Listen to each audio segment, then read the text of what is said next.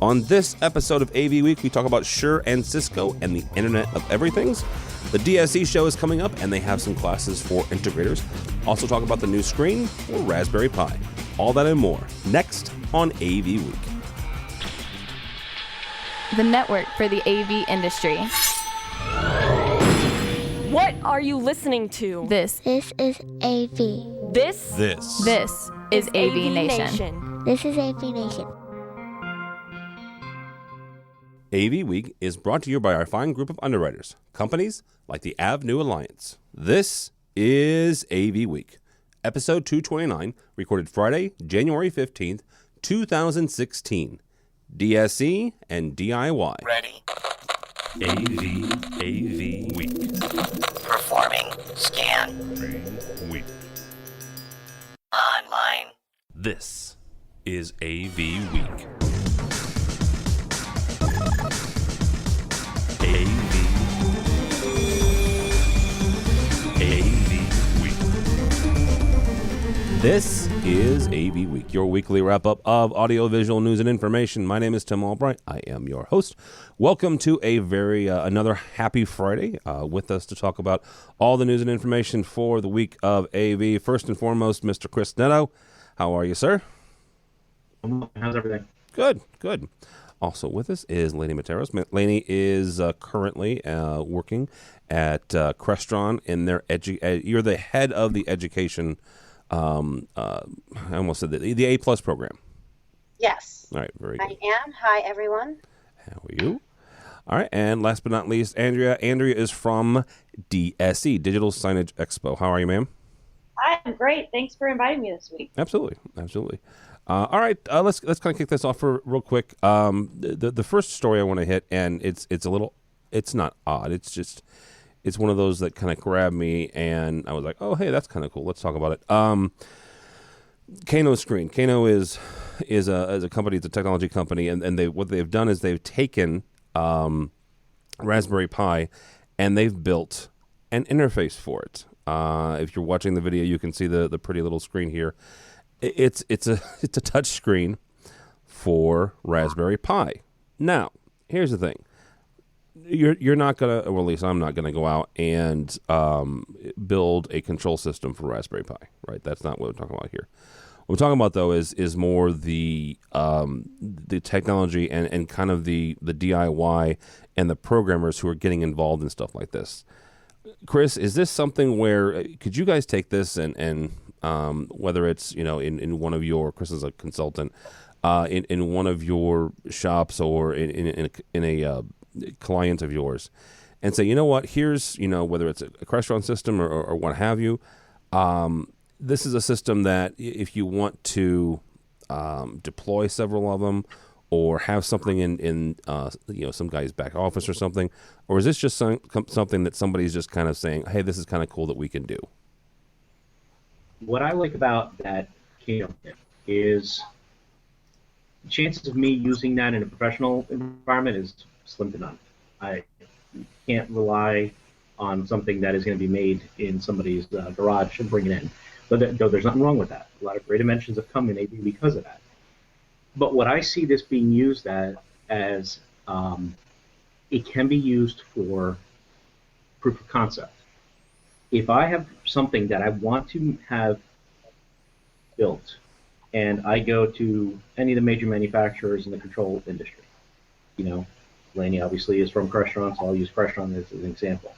The beauty of what Raspberry Pi and this sort of stuff does, and the maker movement does, is that I can actually build something from bits and pieces and say, if I can do it with a $35 kit, how do we make the enterprise version of something like this, and how can we move in that direction? What that does is that proof of concept then is there in front of you. If I can make this in my garage, a manufacturer should be able to take that idea and develop a solution that I'm looking for, a custom solution. If it works in that way, I think the whole maker movement is a great addition to AV, because there's a lot of things out there that we may need that we don't know we need yet. All right, Lainie, from that standpoint, I've had more than one manufacturer when I'll come to them with an idea, and they'll say, well, how many do you want, right? Because, if you want 1 million of them, sure, we'll make it. But does stuff like this kind of make its way into your engineering department, and where they're looking at, like Chris said, the DIY, the stuff that guys are making in their garages and gals that are making in their garages? Or are you guys more focused on looking at the climate, looking and see what users are asking for, the features and the benefits that the users are asking for, and that more drives the engineering? I think it's a combination of both. I mean, the do-it-yourself market is growing. I mean, Cedia was like a landmine of all do-it-yourself type products. What I found really interesting was the price point of this. The touch screen was at $149.99. Yep. So when you see something like that, and you can't, of course, compare it to a Crestron touch panel, but I mean, the cost is really pretty low. But when you start adding all the price parts and pieces, and the keyboard, and the computer, and the screen, and then you have to have all the support behind it, and then you have to develop something for your house or for your corporation. That's where it gets really pricey. So, I mean, if Chris ever had an idea and wanted to come to Crestron, he didn't have to go into his garage for hours and hours on end. He could more than welcome come into our office and chat about what his idea was without having a... I'm not bringing that book, and I'm not going to show you my ideas. That's But they've got a Faraday cage, though. I mean, for crying out loud. Andrea, Lainie made a good point here, the fact that Cedia had an awful lot of DIY. The angle I want to take with you is when it comes to digital signage and the things that are in that market, are you guys seeing a lot of DIY? Are you seeing a lot of these folks? I know I've read on some digital signage platform and publications where some folks are taking Raspberry Pi. They're taking these small little microcomputers and smaller things like Raspberry Pi really isn't a microcomputer. It's more of a stripped down version of that. If you don't know what it is, go to Amazon, spend $30 and play with it. It's actually kind of cool. But are you seeing a lot of these things, or is it more of the big players? Because we're such a growing market and it's really caught on, you definitely see year to year we get a whole host of brand new exhibitors that are jumping into the digital signage market saying, we want in, we want in on this train. And what happens is they come in and they realize that they really aren't equipped to make the right kind of products that these people are looking for. So I think you see a lot of the smaller players come and go, and then then you have those that succeed by partnering up with the right people. So you see a little bit of both. All right, very good. Chris? Hey, what we were talking about before, and you said that Cedia has a lot more DIY stuff. To Cedia's credit, they bring that on. We just saw CES pass, and CES brings a lot of these, wacky inventions in there. Yeah, everybody's reporting on the same thing. Oh, it's a wearable this, a wearable for that. You're wearing this on your toe to make sure your freaking toenails are growing. Whatever the case is, there's a wearable about everything. But you know what? We sort of need that in the professional world, because that's where the ideas are going to come from. It's not going to be from the same stodgy guy who's sitting there chugging, matrix after matrix after matrix, and now it's a 100 by 100 matrix. That's awesome. We've been doing matrices now for years. Let's think about something else, and it's going to come from those DIY worlds. Give somebody a 3D printer and have a competition at InfoComm and say, what can you develop in 24 hours that will help us? That will help you. Yeah. And make people go at it and come up with something, whether it is a box or an existing solution that is wall mounted. Figure out how to make it some sort of tabletop stand. Just by using 3D printers. I think that the creativity that DIY brings is what AV needs, and it's not just to be just relegated to these back offices and to engineers and shop owners. In the back corners where some guy's working on the Faraday cages. All right, very good. One thing about that, though, is it's almost like the 48-hour movie. If you've never heard of that, there's competitions at different parts of the country in the U.S. where you get a group of people together, and in 48 hours you have to write, staff, shoot, and edit a movie within 2 days. You don't get a whole lot of sleep doing that. So. All right, next up from our friends over at Commercial Integrators, Shure and Cisco has gotten together. It's not Shure's. Cisco hasn't bought Shure, but Shure's joined Cisco's Solution Partner Program. From the article, as a member of the Cisco Solution Partner Program, Shure is able to quickly create and deploy solutions to enhance the capabilities, performance, and management of the network to capture value in the IoE. IoE is the interesting part here. That's the Internet of Everything, which is one of Cisco's kind of things. Lainie, I want to kick it off with you on this. Here's two companies, right? Two separate companies. One that you may not associate with the other, right? If you've messed around with Shure, though, in the last couple of years, they've actually got some pretty cool little network devices and network interfaces for their wireless. But how does something like this come together? How do two companies separate entities, not exactly an overarching umbrella mothership? How do these conversations start, and how do they work themselves out when you have two separate entities trying to work together? Yeah, I see a lot of Crestron. They have an integrated partner program, and I think it is driven by the integration channel to make like a tighter installation, and the partnerships are important. This one was not surprising. I thought they had Cisco had a partnership a while ago with Revo with their integrated mics, with their wireless mics. So I wasn't surprised when I read the article, but when we have partnerships with a variety of companies, it just makes things easier for the consultants to spec. Our integration is, like I said, tighter. And then we can actually grow products based on what our partners are doing. We take a lot of advice from our partners that are not competitive. And we tighten up our engineering as well to make sure that we're helping out the installation channel and our consultants and our end users. Oh, very good.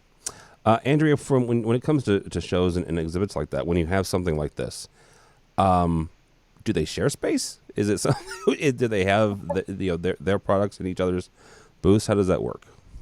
We have kind of a policy. We understand, especially in digital signage, most folks don't make everything. Someone makes a screen, someone's doing content, so obviously they're going to have to collaborate. So we've got some rules in place for exhibiting. We prefer everyone to have their own booth, and you're more than welcome to have partner products in your booth, but you also have to have your own booth as well. So, which is really a win-win, because chances are you're not only working with that one partner, and you want to get your own brand out there as well. So we've got very explicit rules about that, and most people don't seem to give us too hard of a time about it. Mr. Neto, the phrase Internet of Everything, we talked about IoT a second ago with CES. Where are we at with this thing? I mean, the fact that Shure and Cisco has gotten together, you're able to grab certain things and do certain things with their software, and the fact that Shure, according to this article, is able to seamlessly, and I love that word, seamlessly integrate. If you've ever been if you've ever been in the field, seamlessly is not something that you would typically. I'm not disparaging this, just in general, just all y'all. It's not seamless. I'm sorry. But where are we at with IoE now?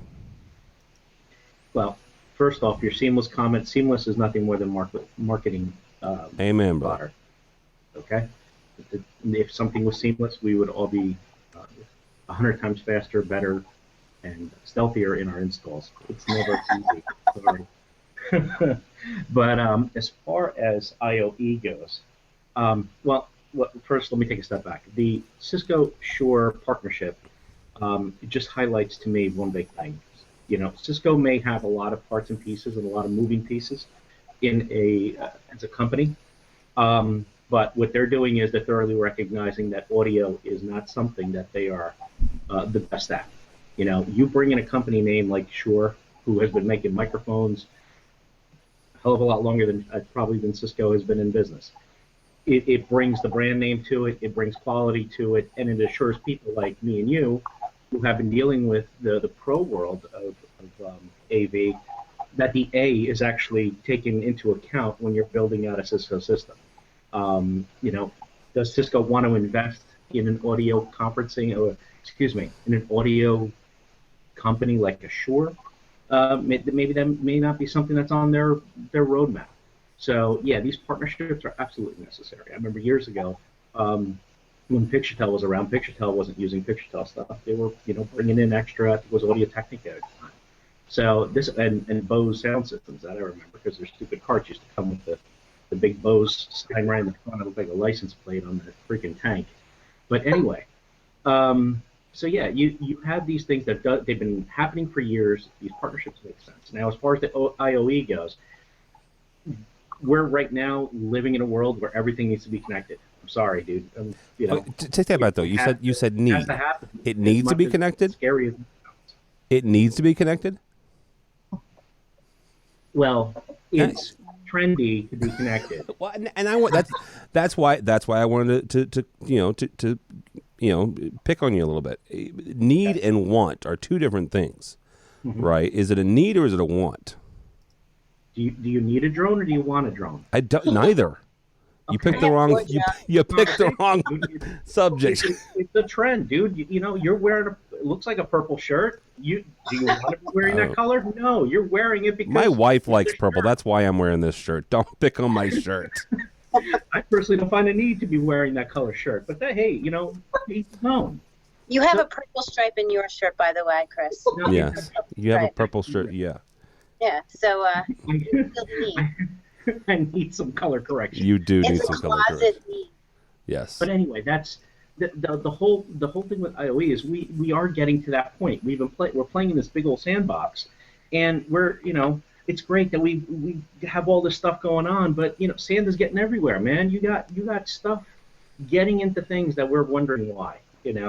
Unfortunately, Tim, at this point, the floodgates have opened, and everything is now going to start being connected, including my stupid coffee cup, which I wish I had an AVNation coffee cup like some people do. You do have an AVNation coffee cup. See, I do, but there's one right now. If you're watching Lainie, she has her AVNation coffee cup.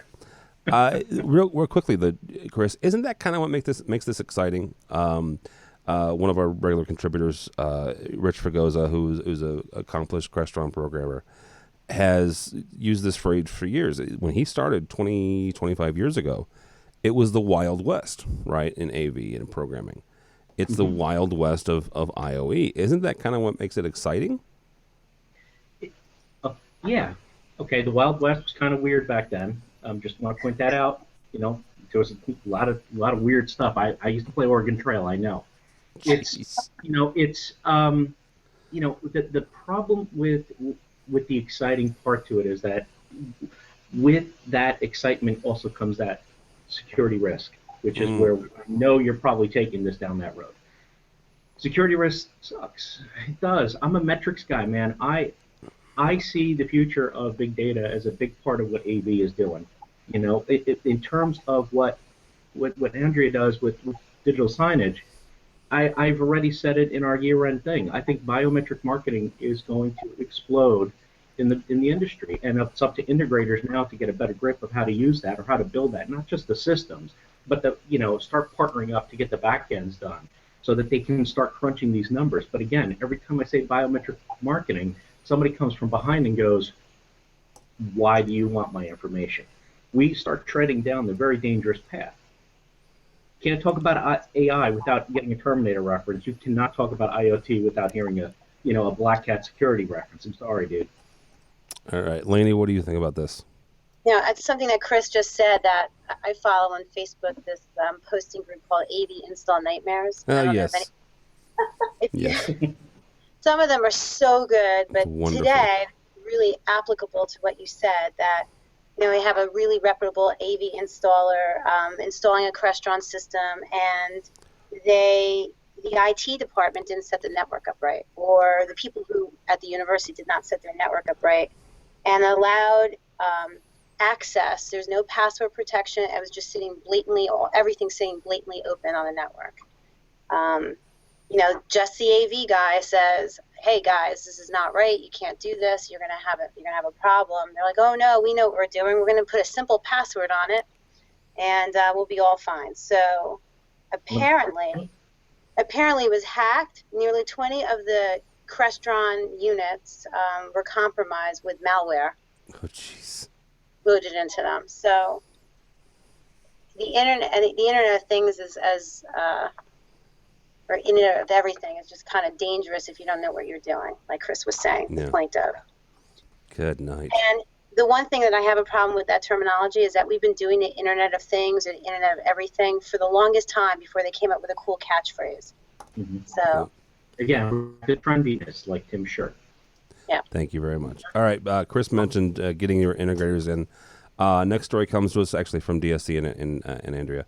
One of the classes that they're doing is called Capitalizing on Your Opportunities, Dynamic Signage for Integrators. So, Andrea, first question for you.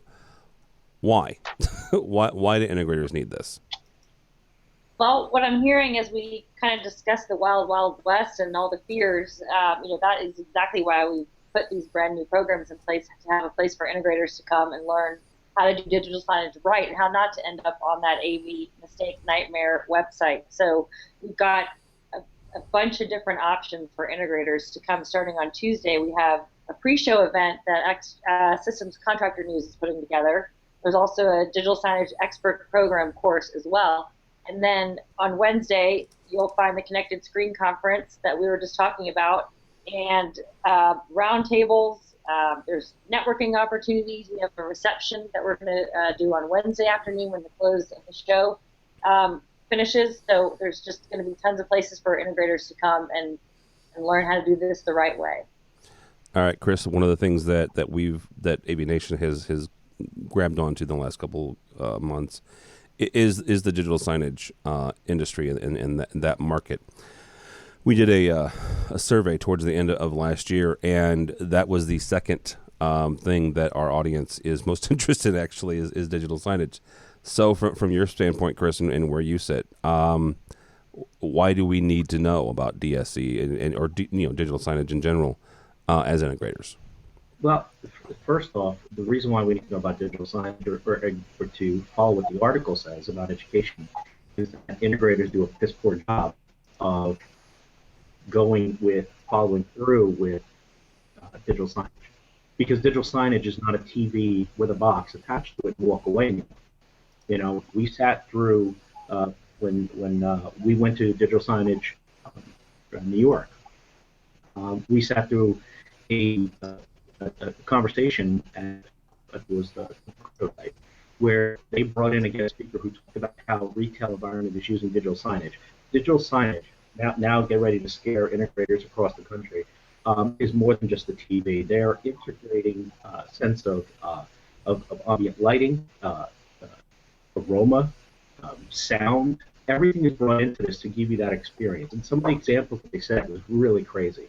But as far-fetched as that may seem, people are flocking and gravitating to these boutique-type stores. So first, let me start by saying, I'm not going to pigeonhole it as, you have to go to the place where a guy's going to let you in one at a time, and you're going to spend a day there with Bobby Flay as he cooks on his very expensive oven, and the he's pumping out the smells into the outside. That's one way to do it.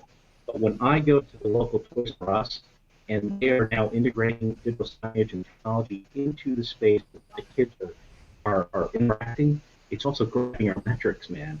They are attaching digital signage displays with Kinect systems. Yeah, you're going around, you're dancing, you're looking like Optimus Prime, and everything's great. But it knows who you are, it knows it can guess, how tall, who you are, if you're a boy or a girl. It can do all that sort of stuff. That's the kind of freaky thing about it.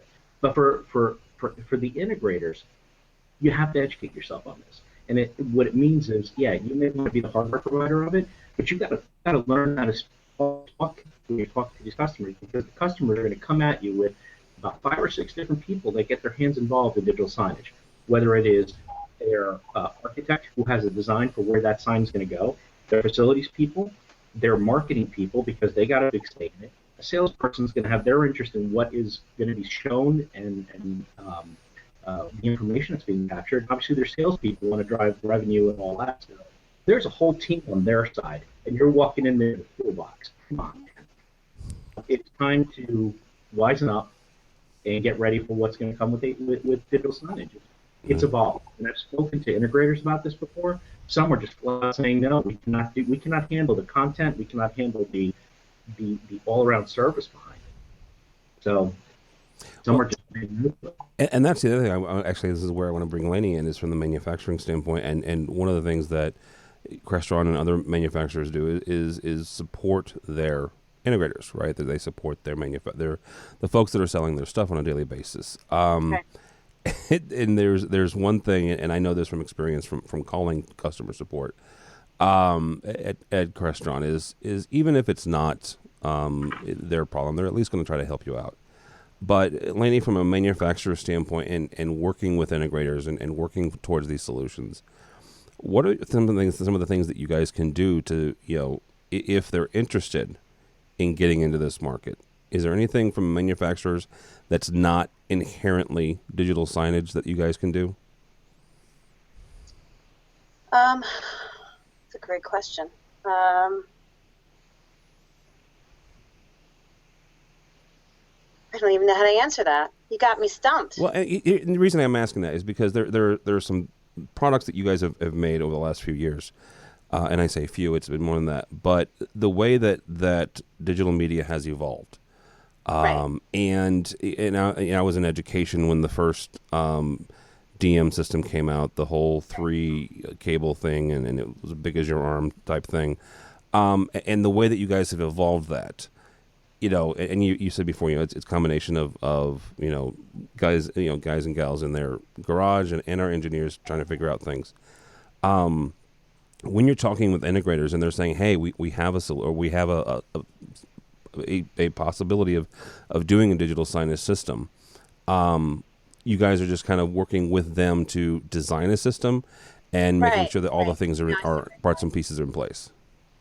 So, Crestron does for, I forget how many quotes a day for integrators and our consultants, but we'll take a design and we'll sketch out the Crestron part of it. But there's, also the questions on, how are you distributing the video? Where are the displays? What's the distances? What limitations are? We spend a lot of time educating our integrators and our consultants on issues that may come up or products that we've seen issues with. We've tested out, the different displays and some, nuances in each display, and we'll educate people that way.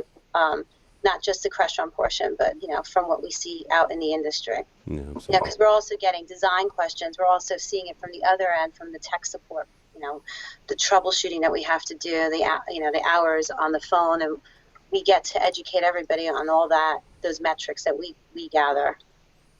Well, and that's the other thing, that you guys do an awful lot of helping, not just integrators, but also consultants and such. So.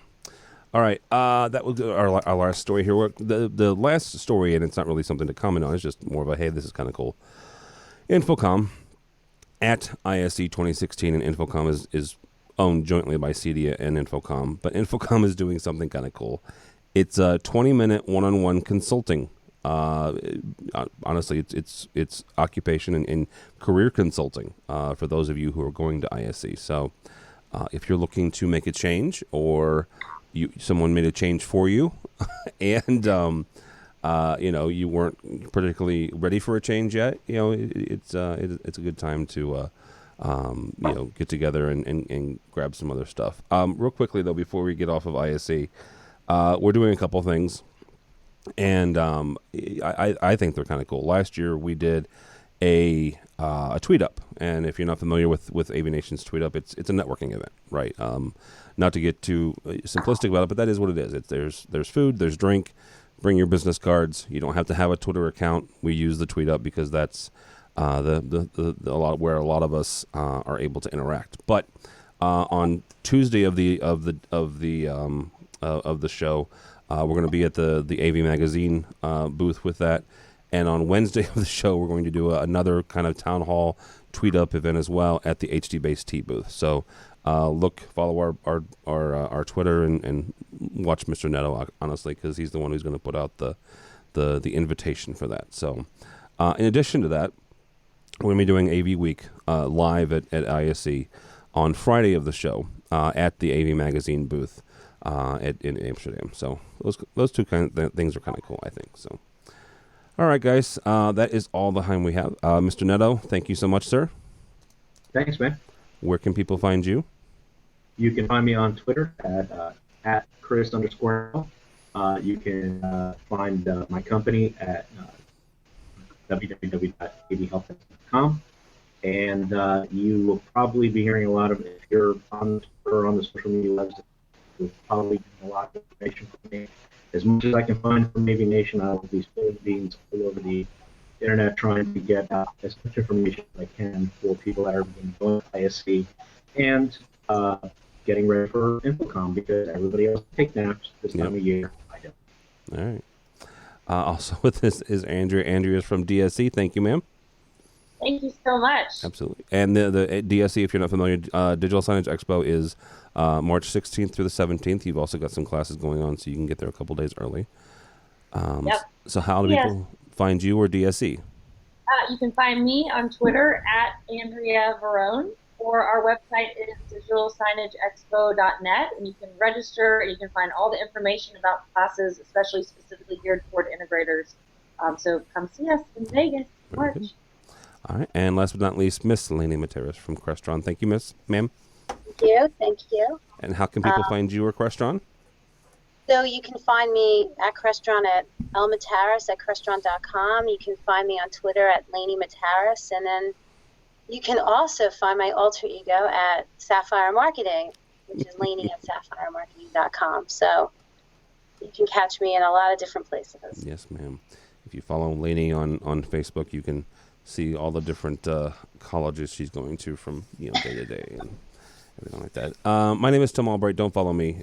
It's not interesting at this point. Football season for me is over. I'm a Bears fan, so. It's worse. But go by the website if you would please, AVNation.tv, AVNation.tv. Lots of great people have put an awful lot of work in it, and pretty proud of it. So, and they're still making tweaks and changes to it. You can sign up for our newsletter. We typically do that about once a week, once every other week. Not only is it about some of the stuff that we've written, but we also have some newsletter specific stuff. So stuff that you won't find on the website itself. Also working on a couple different exciting things. One with Mr. Neto here, possibly doing some training here pretty soon, and some other just some other stuff going on. It's exciting, and some big news.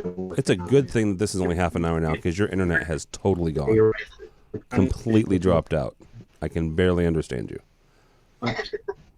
I'm sure it was incredibly important and informative. You're underselling yourself. Yeah. All right. But yeah, so we got some cool stuff going on. So 2016 is going to be pretty exciting. Also, real quickly, if you would please check out our underwriters our underwriter section of our website. It's how we keep the lights on. That's how we do what we do. And our underwriters are really great at that. And actually, Crestron is one of those. So check that out if you would please to avnation.tv, avnation.tv. Thanks so much for listening. Thanks so much for watching. This has been AVWeek.